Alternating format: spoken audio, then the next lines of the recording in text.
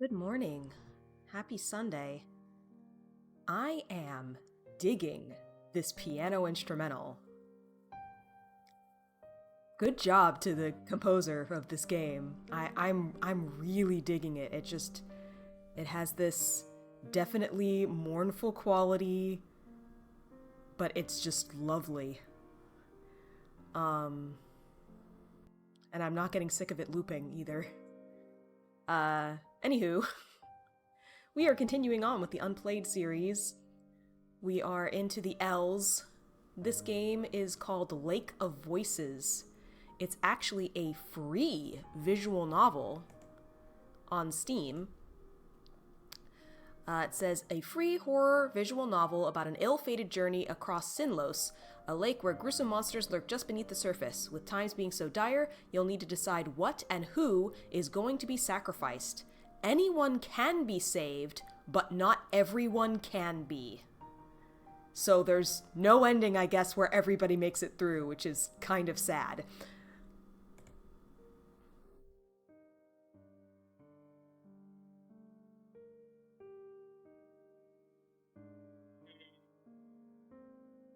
Feel like I am gonna not have that in chat right now.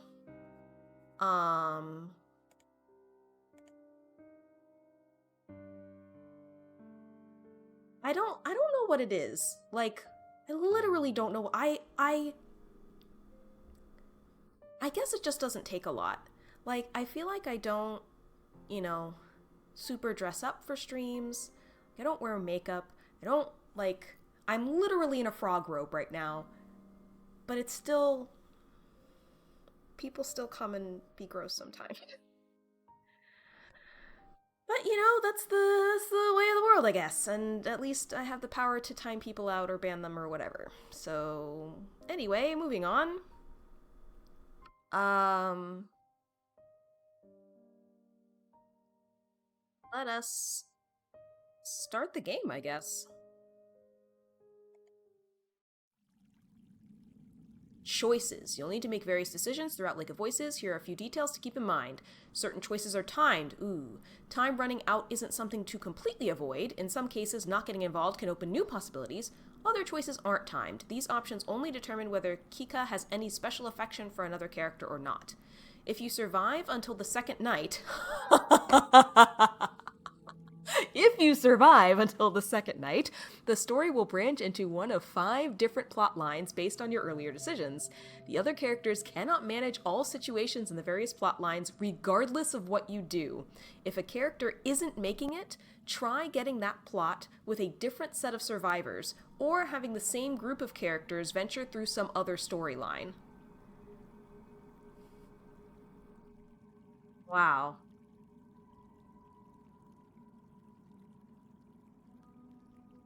Becoming closer to someone can add and or remove future choice options and change how some scenes play out. Your decision to build that connection may not go unnoticed by the other characters.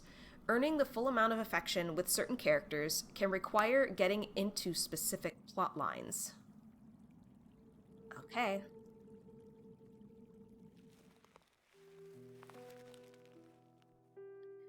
My grip on my lantern tightens as the fog around us thickens. While the forests in this area are relatively safe compared to Sinlos, I can't help but feel my hair stand on end the further we get. My free hand fingers the hilt of my sword, something akin to a nervous reflex. Have you seen it before? Bamel breaks the silence, either sensing my unease or assuaging his own. I hope it's the latter. I haven't. I've had no reason to go near this cursed lake until now. What of you? So I am a girl. I think.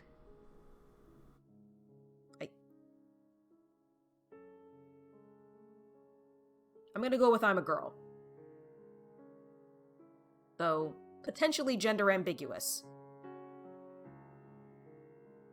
Bamel scratches his chin casually, as though I asked what his favorite food I is. traveled the long way around it once before.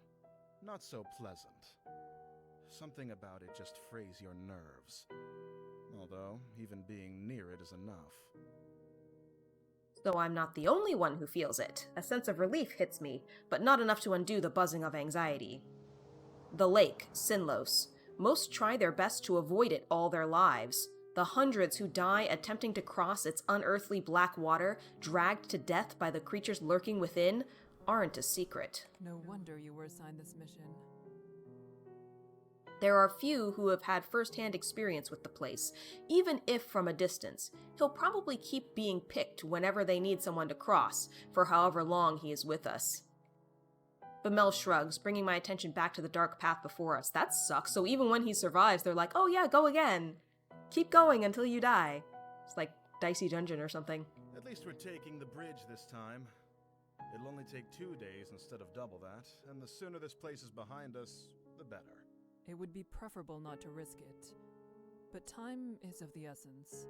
We don't really have a choice.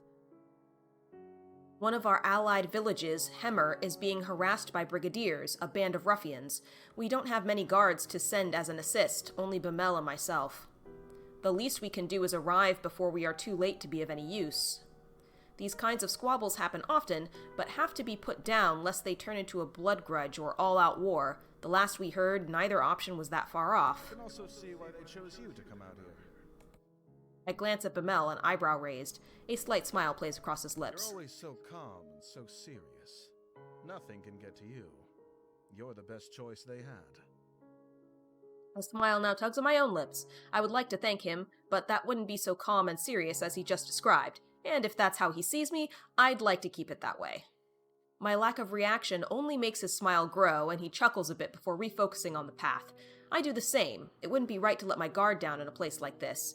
Bamel appears to feel differently, however. You know the town on the other side of the lake, though. It's not so similar to ours. If all goes well, perhaps we'll have enough time to enjoy the new area. For the most part, I ignore him, nodding when applicable.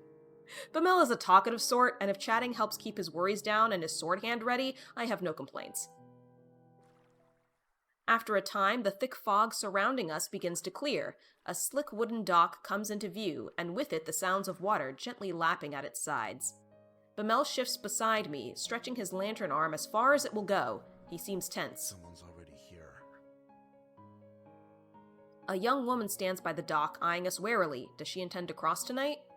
Evidently, she has the same question. As we step up next to her, it's clear she isn't simply passing by. She's waiting. The stranger nods curtly to us. Keegan the Steadfast. Bamele. Hello? Bemele. Got it. There is a stuffy silence. Margaret turns to gaze out across the lake, expression unclear. With not much to say, Bemele and I do the same. From here, the black surface of the lake looks disarmingly calm. Wind rushes across its surface, a sound like whispering. Though perhaps it actually is whispering. I concentrate, trying to place the difference, searching for breaks and rhythm. After a few seconds, I feel foolish. It doesn't matter what the noise is. Whether I hear them or not, we are not alone. The Nixie are out there. A feeling that I can't quite shake tells me they've already noticed the little group of people on their shores. It feels hostile. My stomach sinks, and I instead address Bemele. Where is the guide? Unless he's on the center island, or on the complete other side, your guess is as good as mine. It's dark as pitch out there. Panic rises inside me. Panic I try hard to quell. We can't cross without him, and we need to get going soon. You can't cross with him either. The woman behind us, Margaret, cuts in with something like a snort. What? I know the guide will be here tonight. I have already made arrangements with him to cross. Bemele and I share a look. The woman seems haughty and willing to put up a fuss. I have his word he'll take me today. It would be wiser for the two of you to begin the trip around if you're really in such a hurry. Or you can make camp here and wait for him to make the trip back if you prefer. I don't need to turn my attention to Bemele to know he's riled up. I step in before he can say something rash. Even if that is so, my companion and I must begin the trip tonight. Margaret is unimpressed and opens her mouth to argue further. We'll wait for the guide to arrive before coming to a conclusion about any of this. She clamps her mouth shut, then lets out a sigh. You can do as you like. With the matter tentatively settled, Bemele moves away. His finger begins to tap loudly against the top of his hilt. He shifts from one foot to another, then groans. What's that bastard even up to? I almost visibly start, but manage to restrain myself. He probably doesn't know any better. I'm sure of that. It's not worth mentioning. With a mouth like that, you shouldn't even have the right to ask the guide to take you across. Oh. Bastard is a swear word.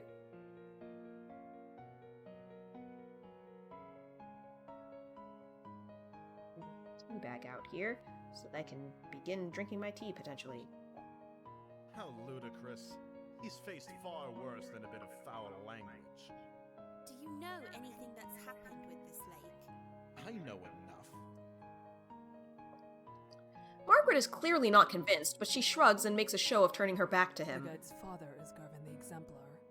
Garvin never accepted the guide as his son, all the way up until he died in this lake. Your statement could be seen as tasteless. So there's additional context. Oh. Bemele rubs the back of his neck, his face regretful. My apologies to the guide. I didn't mean it that way. I never knew about his... well, that. A smile spreads across my face, one I quickly wipe away. He really did just misspeak. The silence slowly stretches between the three of us, growing more awkward with each passing second. Margaret seems irritated, and Bemele abashed.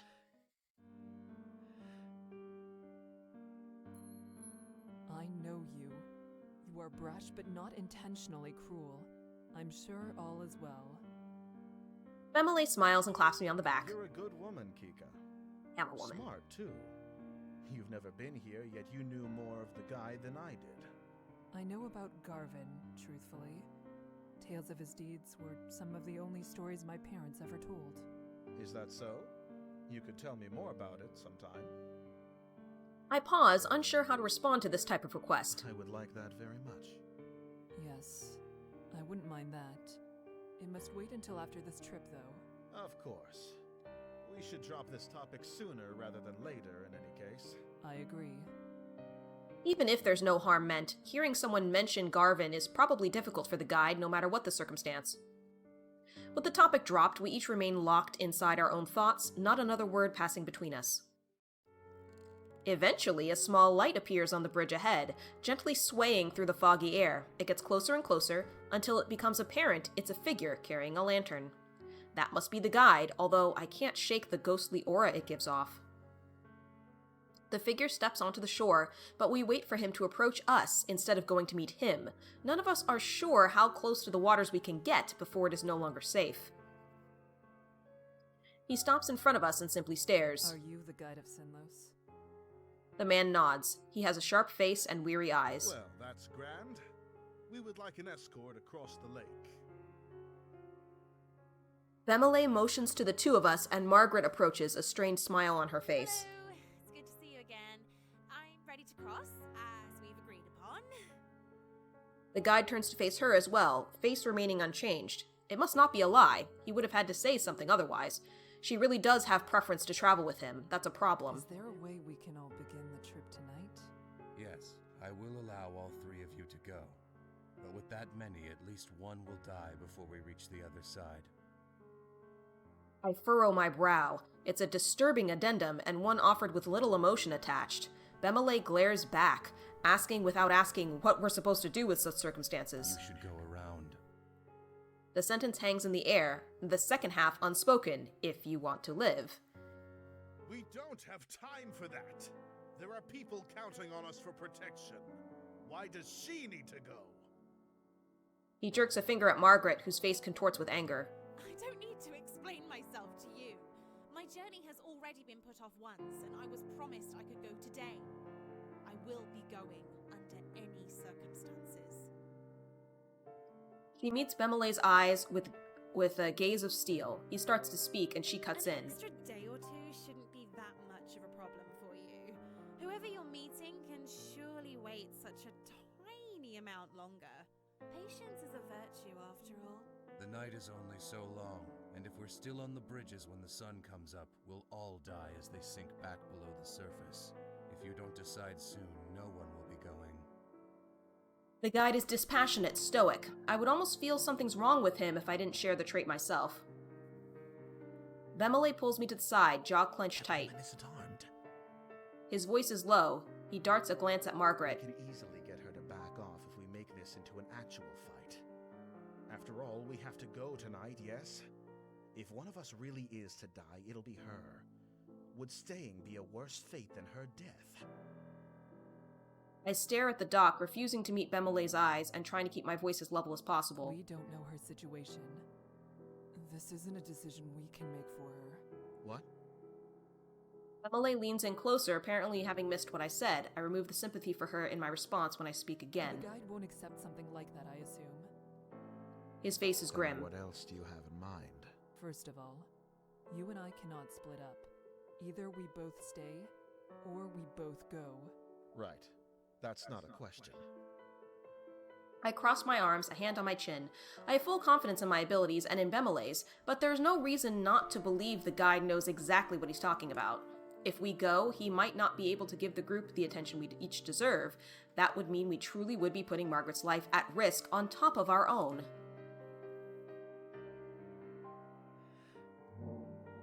The guide approaches Bemele and me before I have time to sort out my You thoughts. will stay.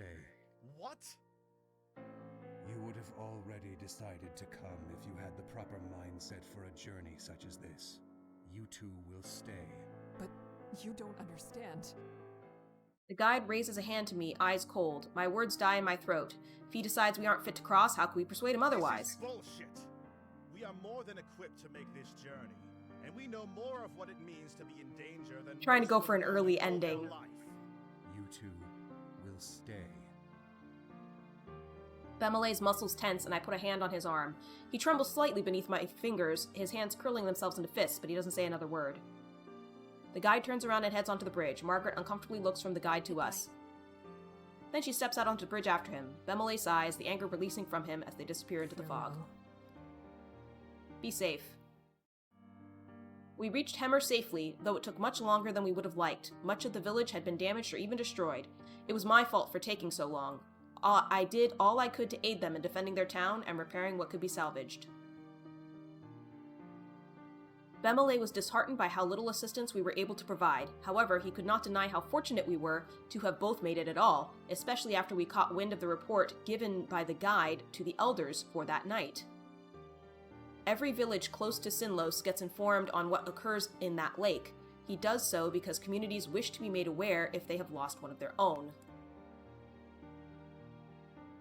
This time, his news was the death of a young woman. The one we spoke to, Margaret, is gone.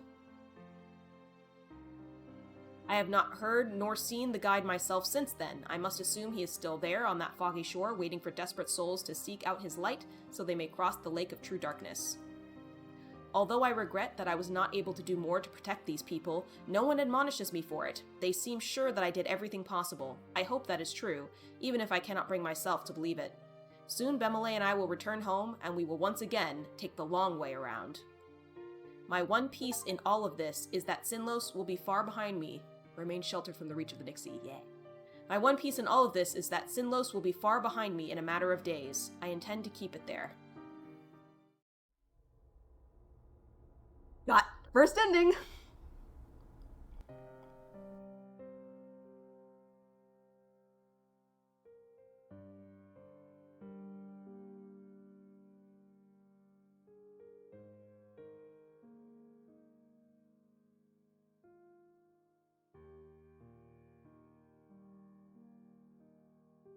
So I'm wondering if I can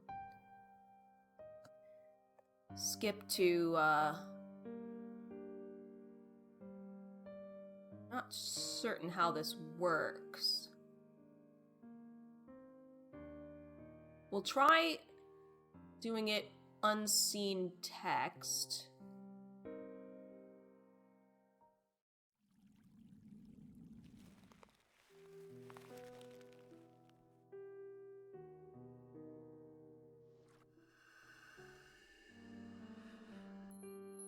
I know you. And I believe you. I believe we should go. So I made the same choice again to be like, yeah, Bemele, you're cool. Bemele's reply is firm. My steadfastness seems almost weak in comparison to its certainty. He addresses the guide. We shouldn't waste more time. Let's shove off. The guide slowly turns around without even a nod to show his agreement. Margaret stares at Bemele and me, something of a resolve in her gaze. Then she follows after the guide. At least she didn't insist we stay behind. We should do what we can to protect her. It's our fault she's being put in even further danger. Exactly my thoughts. We will take care of everything. Maybe I'm being naive, but I have no intentions of letting anyone fall victim to this lake tonight. Those monsters can starve. I smile at him for a change, and Bemele eagerly smiles back. We're lucky to have each other in this, I think. He turns to follow the others across. I will protect everyone on this trip. I will. We will make it through this. Begin. Step foot on the bridges of Sinlos. Dialogue's quiet? Is the music quiet as well, Super Bass? Because I can, increase voice volume.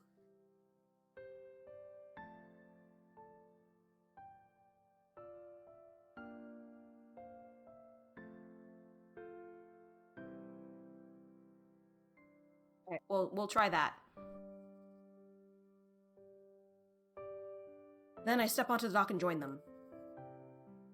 As soon as I step out onto the wood, the temperature drops. The light of my lamp shines against the water's surface, as reflective as a mirror. Until we reach land again, death is only one small mistake away. You using me as background noise while you run rings in your game? Fair enough. This is a story, so kinda works well for background noise. We fall into line, with the guide leading the way. Margaret stays close to him, and I behind her, watching to make sure she doesn't slip on the slick, wet wood. Bemele brings up the rear. Each of us hold our lanterns in front of us, but it does little good. The fog is thick and nigh impenetrable, consuming the light as if hungry for it. Above the surface of the lake, it's deathly quiet. No longer is there this whispering wind, nor the sound of water lapping against the shore. It's just our own mismatched footsteps and the sound of my quickened breathing. My eyes drift back to the lake against my better judgment. It's no wonder there's not even the sound of water with how still the surface is. It seems almost sturdy, with the sheen of a black marble floor. I've heard rumors the waters of Sinlos is heavier, more difficult to disturb than natural water, that just the weight of its oppressive cling is enough to keep someone down, even without them. Commence living audiobook. Something even darker than the abyss of the lake flickers just below the surface, or at least I think it does. I turn my gaze to Margaret's back. It's better to stay focused. Fall back a bit. You're following me too closely. Better? The guide is looking over his shoulder, addressing Margaret. I'm sorry.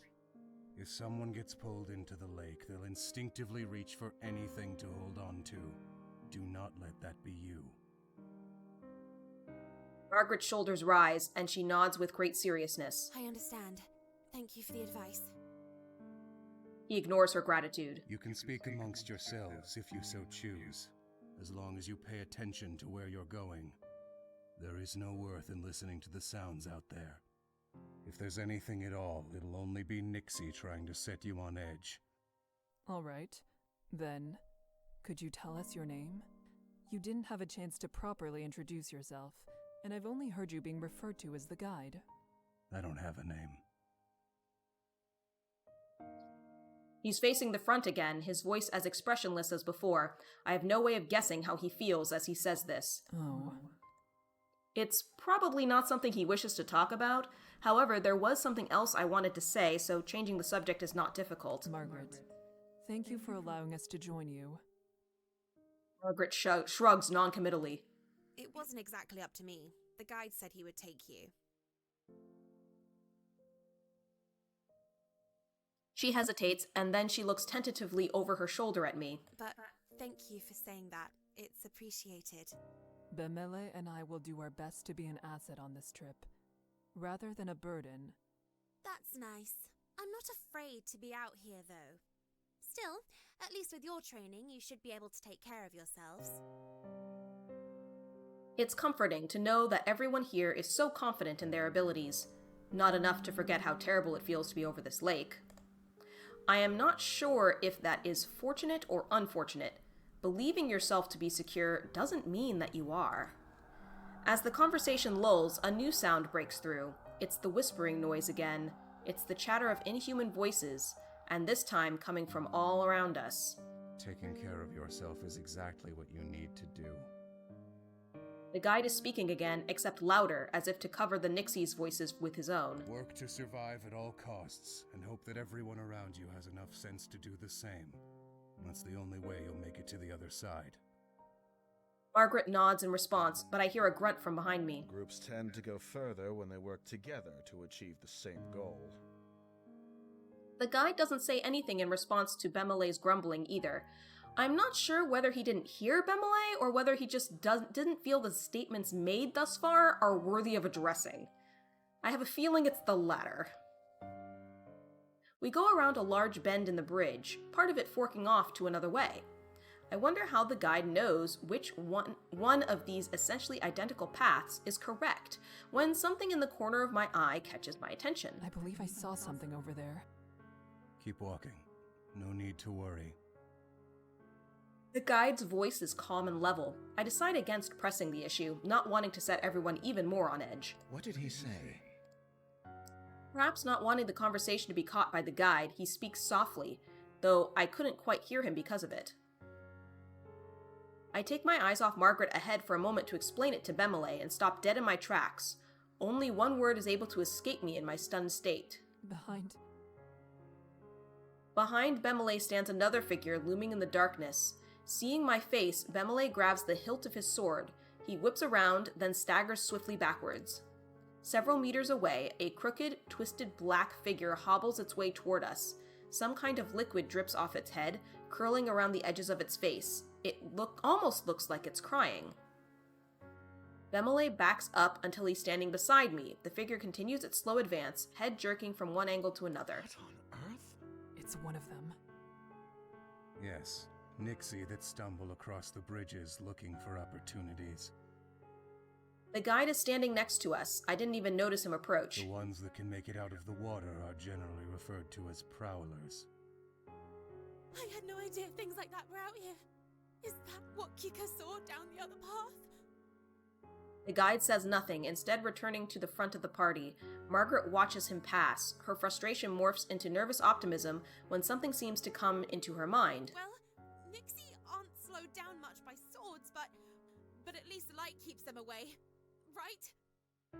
Margaret's hand grips her face tight, and desperation bleeds into her voice. I bite the inside of my lip. Direct light will force it to return to the lake. However, it'll try to drag the light, or you, down with it before it goes. Instinctively, I reach for the hilt of my sword, despite the fact that it would do little to protect me. The prowler is getting closer, jerking forward, stopping, then resuming its slow advance. Okay, does anyone have a light we can leave here? That way it won't follow us. Only matches. Bemelay spits. He's the one bringing up the rear, so he's the one most likely to be in danger if it keeps following. The guide, however, moves forward. Don't forget it's there, don't let your guard down, and don't get left behind. What? How am I supposed to keep walking with this thing at my heels? You said it wants to attack. Don't give it the chance. Bemelay sputters in anger, and the guide summarily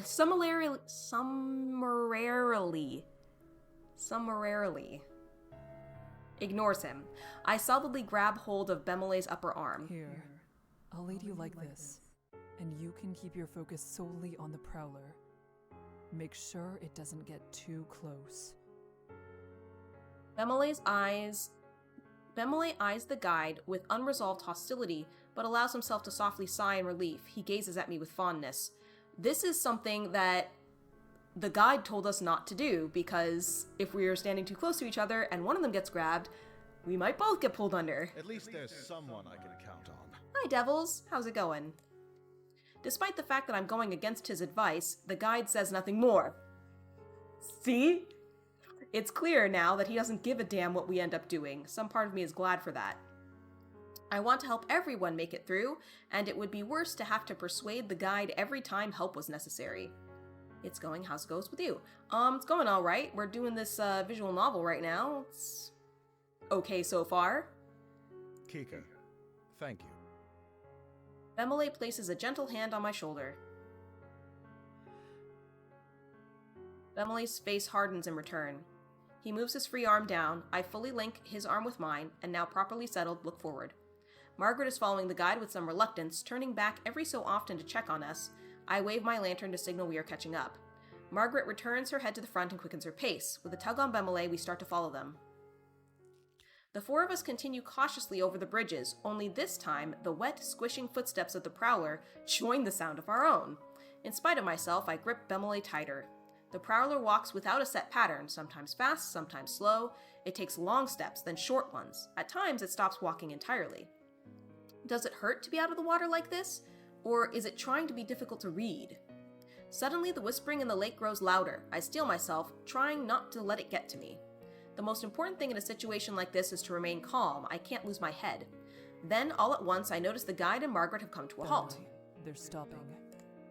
Bemele slows down as I do, and as we near Margaret's back, she says something with akin to distress. There's another one. I tug on Bemele and he understands. We draw up close to Margaret, ready to protect her if need be, but the guide holds out a hand. Don't get any closer. Just over his shoulder, I see another Prowler stumbling toward us, white liquid dripping from its eyes.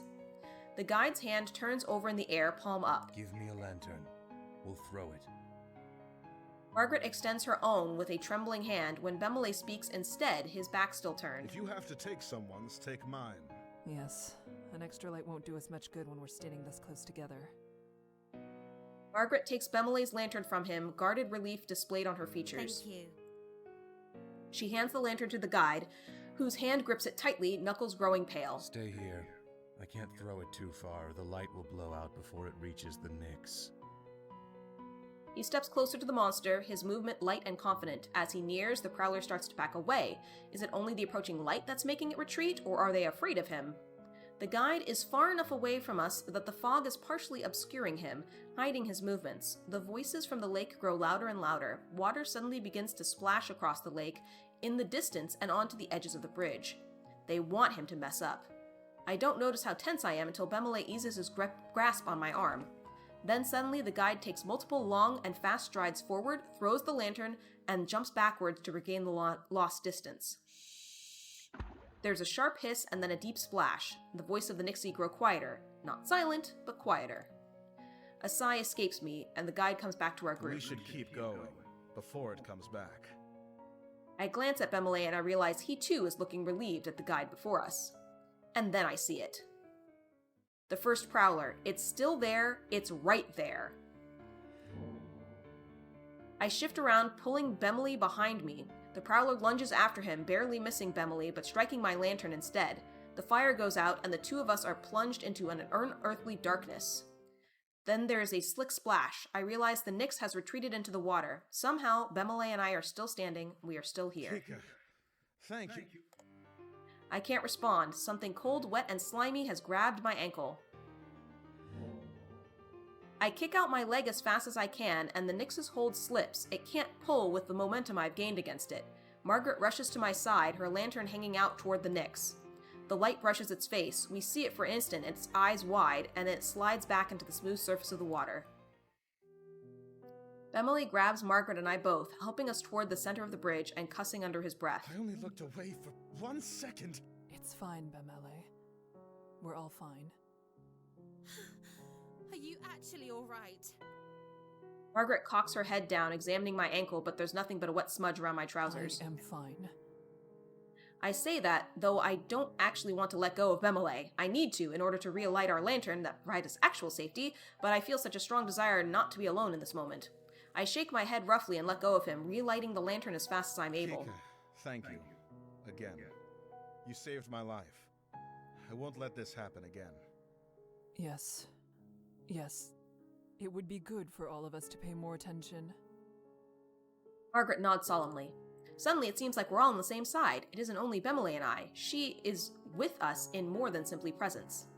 The guide's voice, as cold as that monster's grasp, ends my train of thought. I lost the lantern I threw. The Nyx grabbed it after the light went out.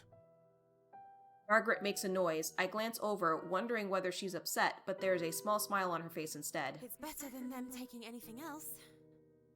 A nervous laugh bubbles out of me and just as quickly stops. Bemele chuckles in response, and our collective tension eases up, the adrenaline draining from our We bodies. need to keep walking. The guide starts down the bridge again, and we join him. I try to clamp down on the relief, the ease that wants to flood in my head. It's not over. The Prowler is gone, but so is Bemele's You lantern. can stay near me, Bemele, since your lantern is lost. I appreciate it. Margaret goes on ahead of us. Bemele stays by my side, and as I keep at the end of the line. The breath of release for Margaret and Bemele is quickly swallowed by the somber atmosphere of Sinlos as well, replaced by the gravity of the near-death experience. Never mind celebrating his survival, something like that shouldn't have happened in the first place. The memory of the Prowlers reaching out toward us appears each time I close my Why eyes. does it look like something's dripping down their faces? They are coming out of water. The Prowlers are on Margaret's mind too. Looking at her pained expression, it's as though the moment of relief never existed at all. I'm not sure. Me neither. Something's wrong with them, though. They live in water. Air shouldn't be good for the things, but they want to drown humans so much they're willing to drag themselves around on land? It's not right. It isn't. They are monsters. They likely do not understand even the concept of right and wrong. Well, I don't disagree that there's something very wrong about them. I truly, truly hope that's the last we'll see of the Prowlers. Something comes to her mind, causing Margaret to end her part of the conversation early. Since you two have to share a light, wouldn't it be safer to be in the middle? Margaret stops and waits for Bemele and I to reach her position. That way, you'll catch the edges of my light and the guides, and it won't be so dangerous if Bemele loses his position momentarily. That's a very kind offer, Margaret. Bemele's surprise is so apparent, I want to cover his face with my hands to stop him from insulting her. She merely smirks. I think Margaret may be surprised with herself, too. Bemele returns to his usual As surety. thoughtful as it is, I, at least, am fine with bringing up the rear. I'm used to keeping watch for monsters, and since there are two of us, I can pay attention to the back while Kika focuses ahead. It's not my light, though, so I shouldn't be the one to decide what she should do with it. Margaret and Bemele look to me in unison. Seems like it's my decision. Neither of them are wrong. As for me, my goal is to protect everyone. I can't very well do that with Margaret following behind us. But being stuck in the middle of the group could also be dangerous, depending on what circumstances we come across. Getting pincered by the enemy would be an almost sure death, no matter how experienced Bemele and I are. I just don't know what to expect from this bridge, and that makes things so much more difficult. To move up. Margaret stands slightly off to the side to let us pass, careful not to get too close to the water's Thank edge. you kindly, Margaret. I nod at her. Bemele and I position ourselves a few feet away from the guide, and in no time we have fallen into step in our new positions. It seems like the most rational thing to do. So, I don't want to sound like a child, but how much longer until we arrive at the halfway point? Margaret chuckles, reflecting the amusement I don't want to We vocalize. still have some ways to go. Damn. I suppress my laughter yet again at his pouting response. The gloom we've been under dissipates slightly, like light flickering through a fog. The first trial tends to be the most difficult. I believe we will only react better from this point on. I like the way you think. Then a gleam enters Bemele's eyes. He I grins. think Kika deserves a round of applause. Her quick reflexes are owed the utmost appreciation. He leans softly into my shoulder, trying to get me to what? It was indeed a sight. You're quite capable. Bemele was also a sight, but for very different reasons. The way he froze with his mouth all agape was a laugh in itself. Bemele shakes a fist at Margaret in mock anger, then shoots me an affectionate look. You should know, she and I are usually on equal footing. The only reason you had footing at all is because she pulled you back. Bemele laughs self-consciously, scratching his head. That's very true. You can always count on Kika. I keep my eyes steadily ahead, unsure how I should respond. I'm pleased, almost grateful to hear what they think of me, but I don't know what I could say that wouldn't seem pathetic. Instead, I contribute the best way I can. I keep my focus on the path ahead of us. Without a response from me, the conversation quickly dies out. Still, it eases my heart to be on such friendly terms with my companions.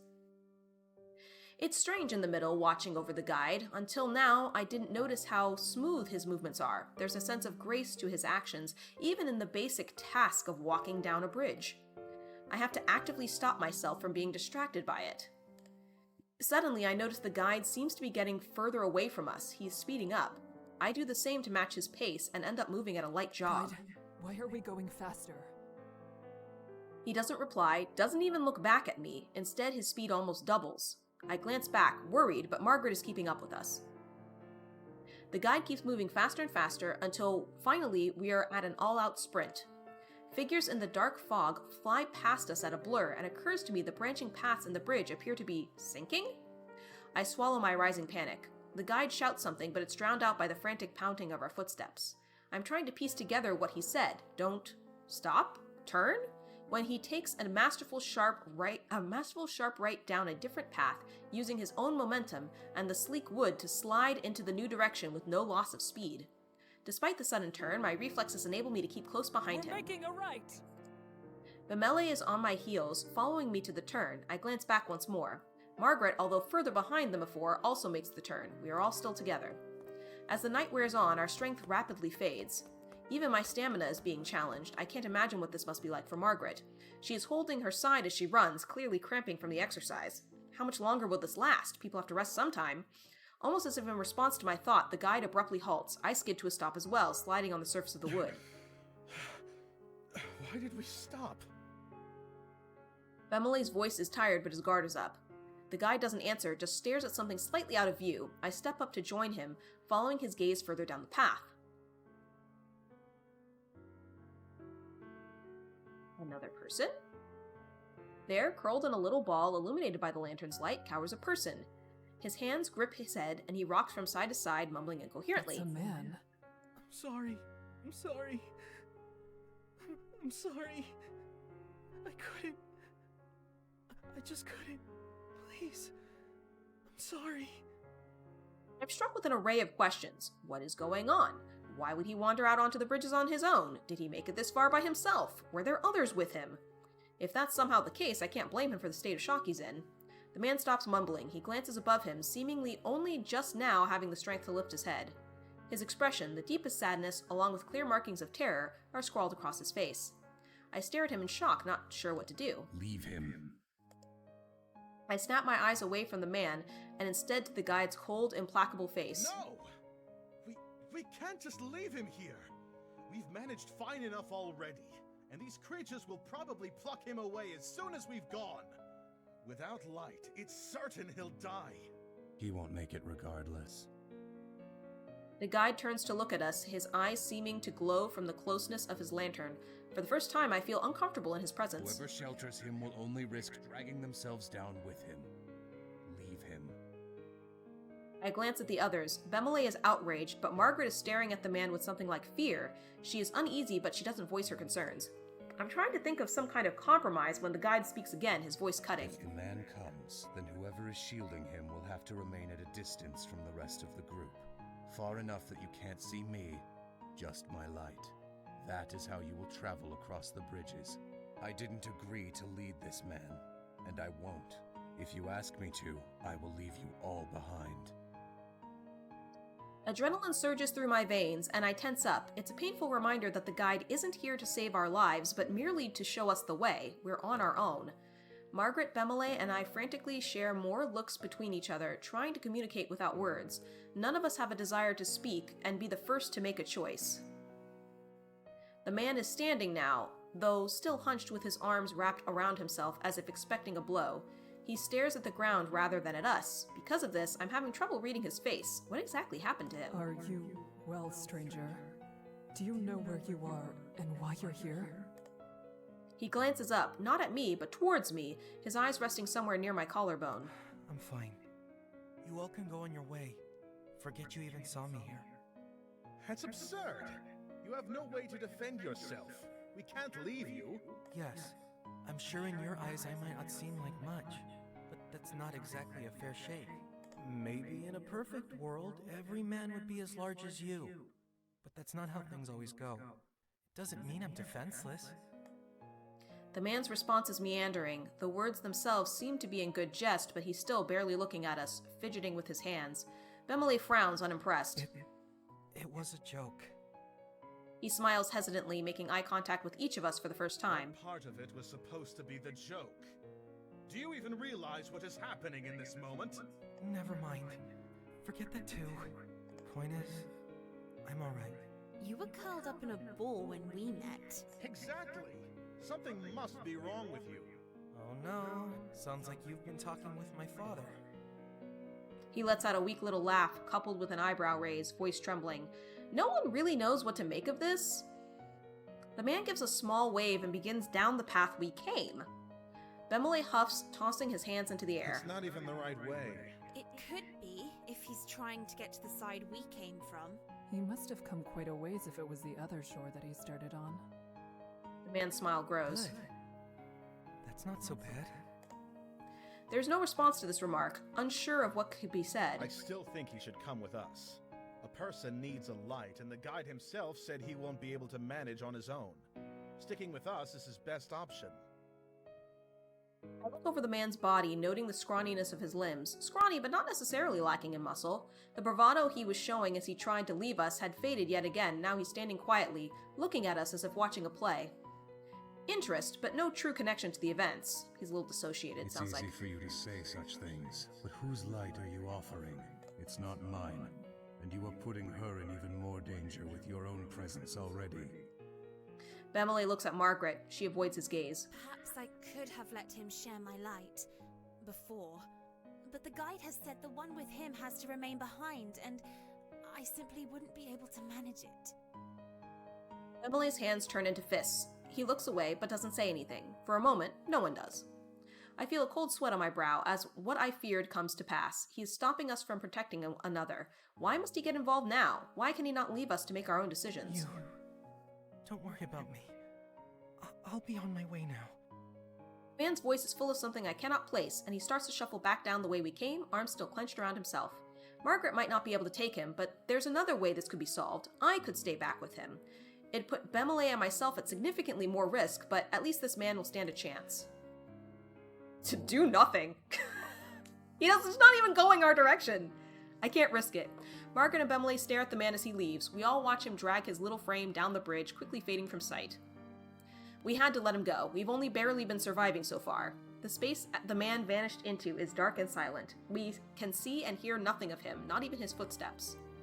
Maybe we should call him back? We can at least give him directions. Tell him what paths we've been taking. It's not going to make any difference. We can't give directions when the bridges we were on might very well have sunken away. We shouldn't focus on what might become of him. He has his own path to follow, and we ours. We should focus on what we're doing now. Yep.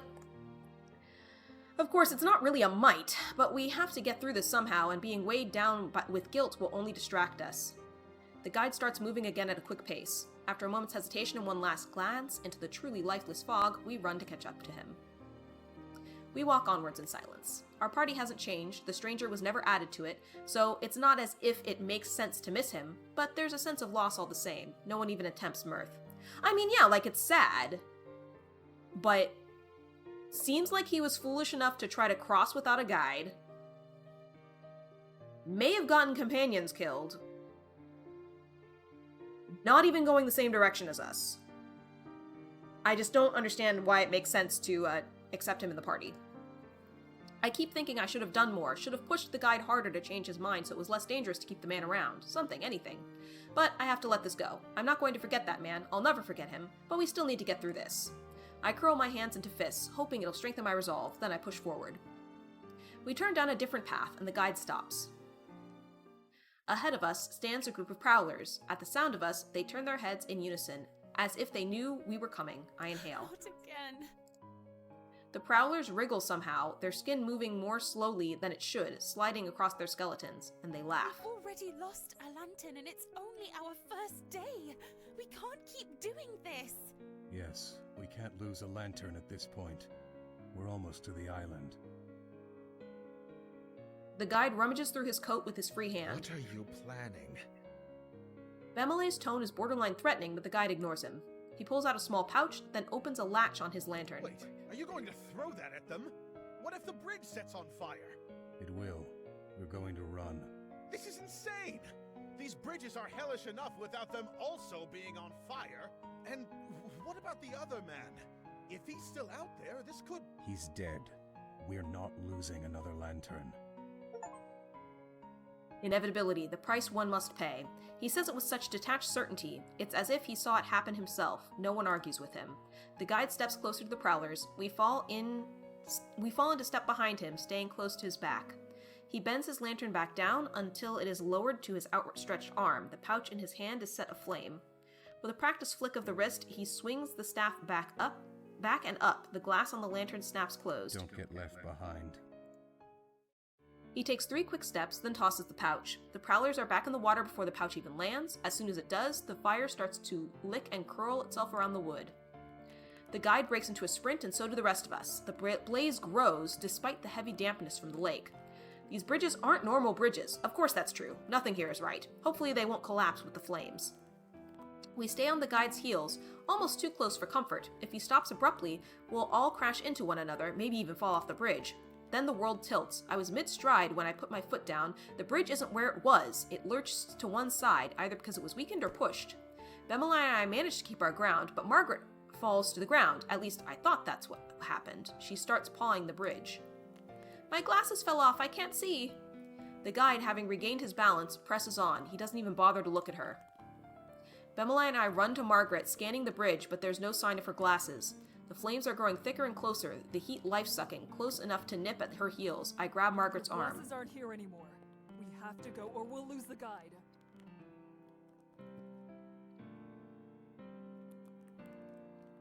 Margaret squints up at me, face paler than ever. She nods and stands, and we start after the guide again. As our storm of feet thunders across the boards, a silver sliver begins to rise into view just above the edge of the water. It's the island. The island? I squint and suddenly make out the craggy forms of land and earth. I see it. We're almost there. Safety at long last in sight. New energy surges through me. We push ourselves even faster, longing to put these godforsaken bridges behind our backs. All at once, the bridge ends and our entire group rushes ashore. Earth, solid earth, a haven from the water. I catch my breath while still moving even further away from the dark shoreline. I can't believe we actually made it. Even more difficult is the idea that we're only halfway done. When the night falls once more, we have to do it all again. I made it through the first night, it would appear. A heavy arm falls across my shoulders, and I straighten to see Emily smiling wearily at me. Good work out there. It's not the usual commendation of a job well done. There's sadness, perhaps even sympathy in the sentence. It ends flatly. Usually Bemele's comfort and good nature gives me at least the urge to smile, but right now, it feels like a hollow victory. He moves to face Margaret, who is squinting at the surrounding area. Good work out there. The statement is more energetic. He is not willing to show a lack of confidence in front of her. Margaret smiles slightly. How are you doing without your glasses? Oh, I'll manage. I have to, after all. I'm not completely blind, thankfully, so I can muddle my way through. There isn't anything much to see out on those bridges. As long as you stay away from the edge, you should be as safe as you were before. That's true. It will be fine. The guide is there. He moves so smoothly that his steps on the soft sand are nearly silent, and his dusky clothes blend with the thinning of the night. The sun will rise soon. The fire on the bridge is the only reason this island isn't overrun with prowlers right now. However, they could still pose a threat. Is that why you decided to set the bridges on fire? To make the island safer? The guide looks at Margaret for what I suddenly realize might be only the second or third time all night. Setting the bridges alight isn't an uncommon strategy. It has many uses. Because the bridges then sink and reform the next night, so why not? He walks away, Margaret frowning at his retreating form. Come. The guide takes us to an area a bit further inland, but not too far from the water. Trees partially obscure our location, and there is enough room to watch the coast in case prowlers start to emerge from the water. Essentially, it's a place where an ambush would be hard. If any of you see anything at all, speak up. We don't want them to sneak up on us. Almost automatically, each member of the group turns to a different direction. For a brief second, I feel a flicker of pride. This night may have been awash with misery, but we're still here for each other. As the sky continues to fade from pale purple to a muted blue, the water stays silent. For the first time, nothing happens. It is a miracle. Suddenly, my chest is lighter, and the air is fresher. The first pricks of light appear over the horizon, stinging my eyes after such a long journey through darkness. A sound catches my attention, and I move my focus toward its direction. The guide is opening the latch on his lantern again. He gently, almost respectfully, blows out the light. We no longer have to worry about the Nixie. It is over for today. I am almost unable to keep tears of relief from pouring out at those words. We made it through the night. We survived. No one feels the need to speak. We look at each other, an understanding passing between us. Then we find our own space, as comfortable as we can get, and lie down for the rest we weren't sure would ever come. Well, this seems like a good place to pause. Let's save. And I'll give my initial thoughts about this game. I'm just about an hour into it. It's a free visual novel. And I have played several free visual novels. This one, I've not seen any grammar mistakes. The characters seem interesting. You know, not like super deep, but we're also only an hour into it.